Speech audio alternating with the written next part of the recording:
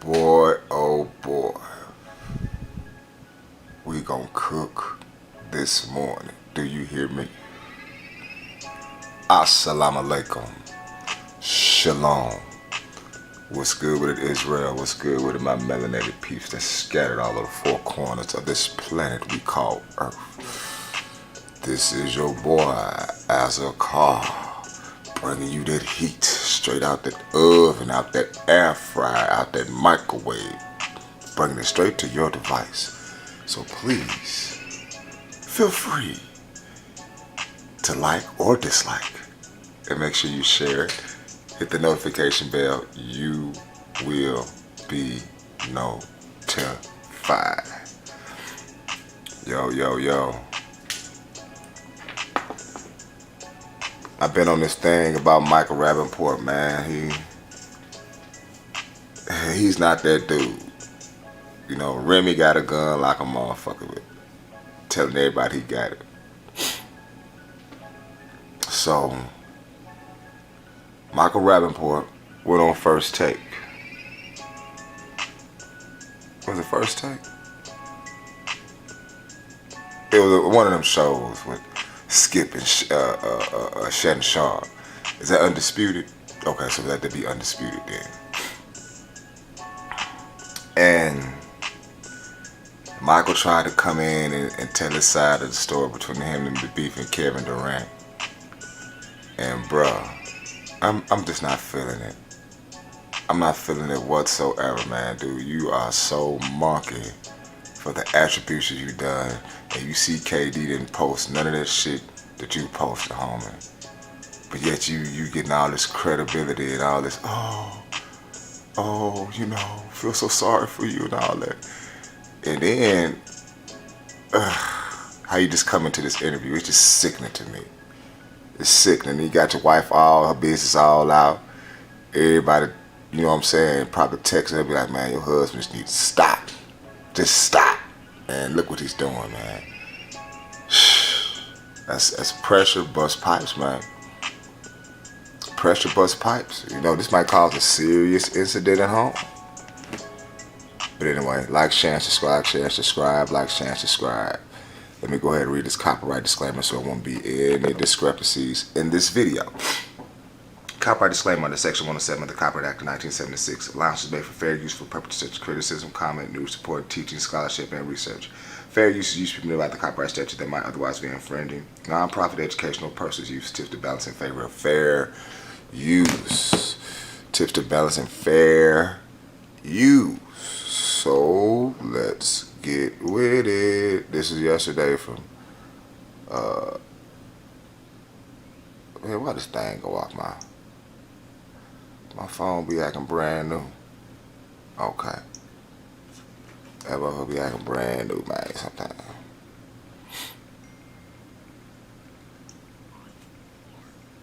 Well, let's rock and roll. Well, Mike Rapaport is joining us now. And Mike, we appreciate you coming on. We do want to hear your side of the story. So how do you feel? Undisputed. It's on Undisputed. Now that you've had time to really think about everything. Oh, it's been crazy. It's been tough. You know, the last few days have been tough. Have been crazy. I've gone out of the house and I get, you know, sneers and I get finger pointing and I don't do good with sneers and snickers. And then I actually went to the dog park with my dog, and people that usually, you know, say hello and even play with my dog, they don't want to play with my dog Wheezy. And then, you know, I went to my coffee shop and they said, not today, Cupcake. And it's weird. It's like, why are you calling me Cupcake? And then I get online and social media, and, you know I put it out there, but, you know, people online have been so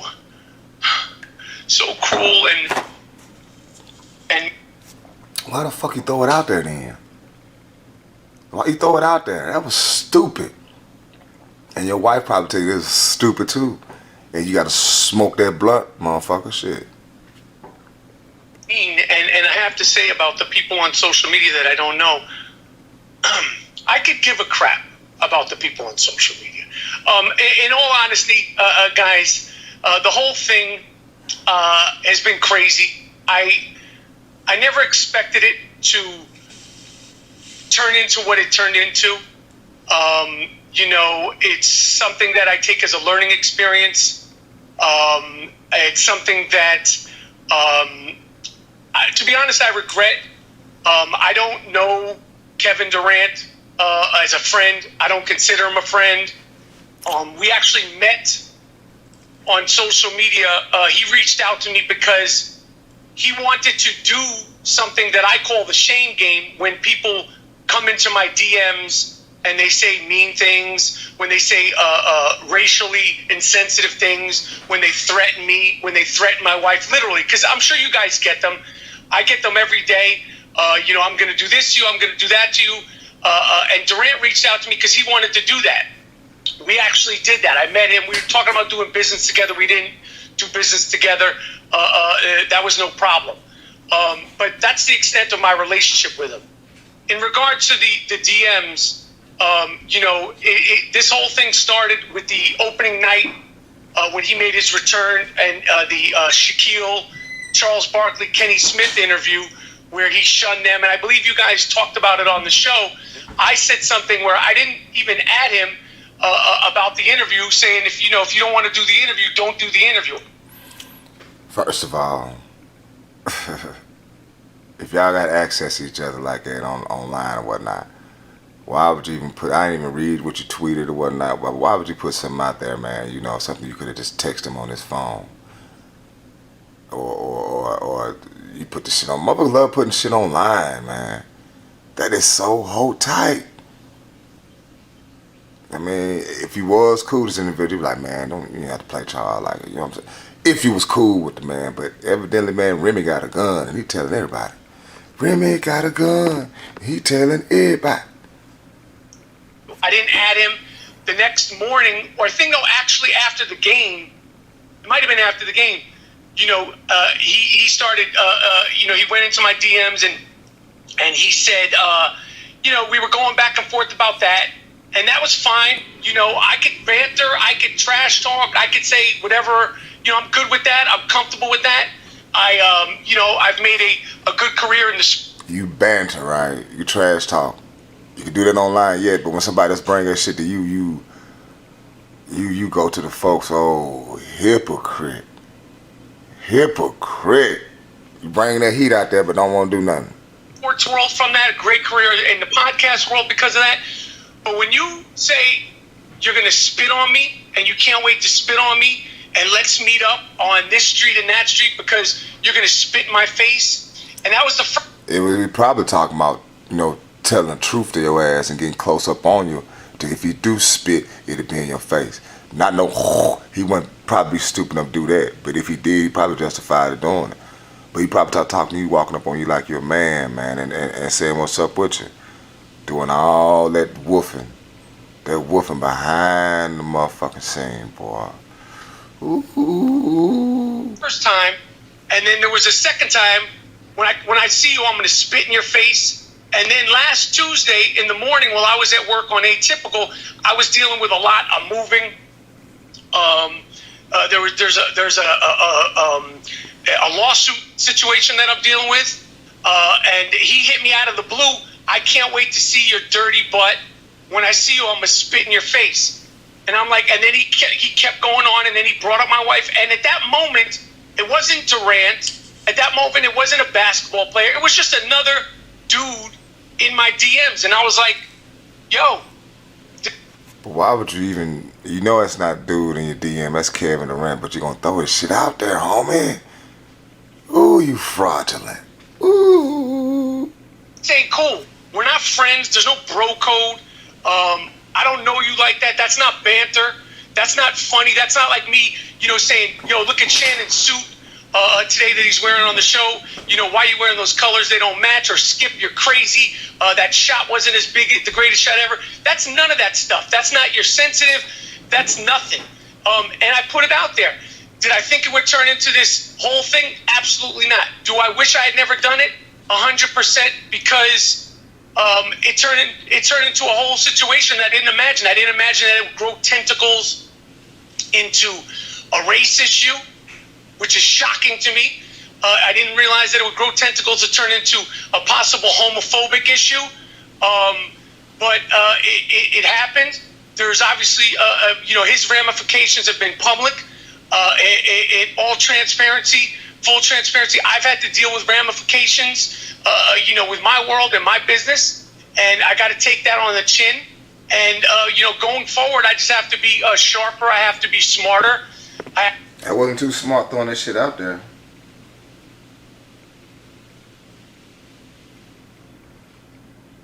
IJS, I'm just saying, homie, that wasn't smart at all.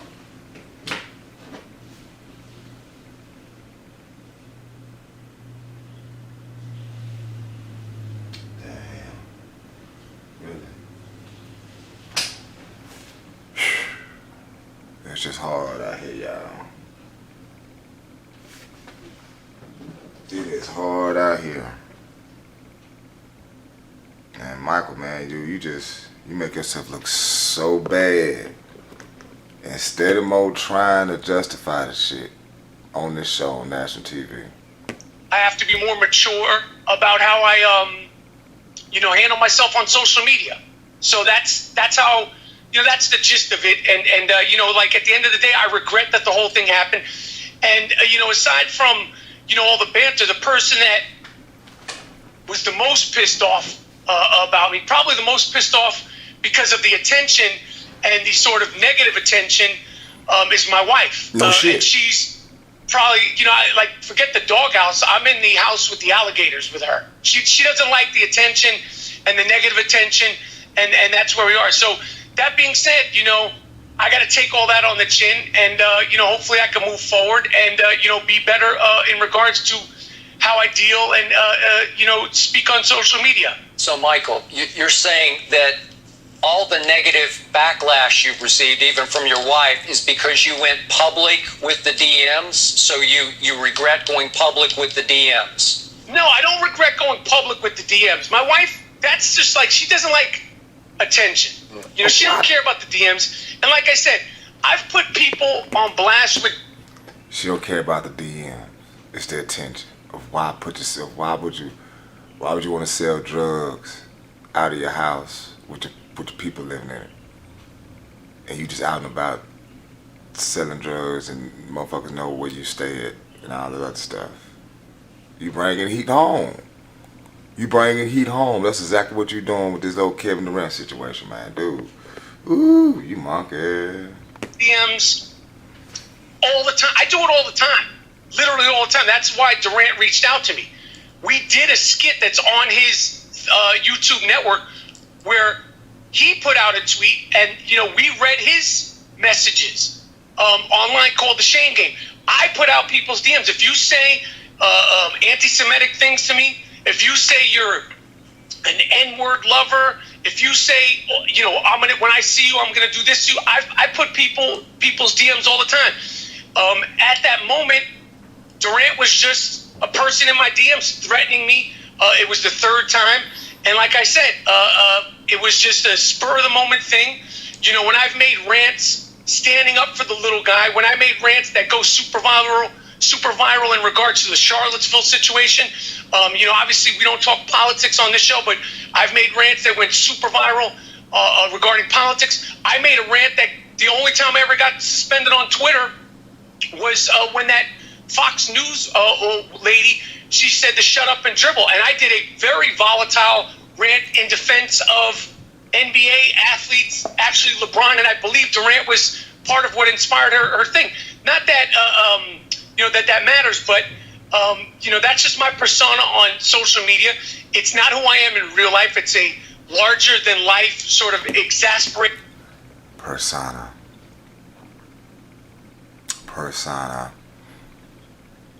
Anyway, man, y'all like this video, share and subscribe.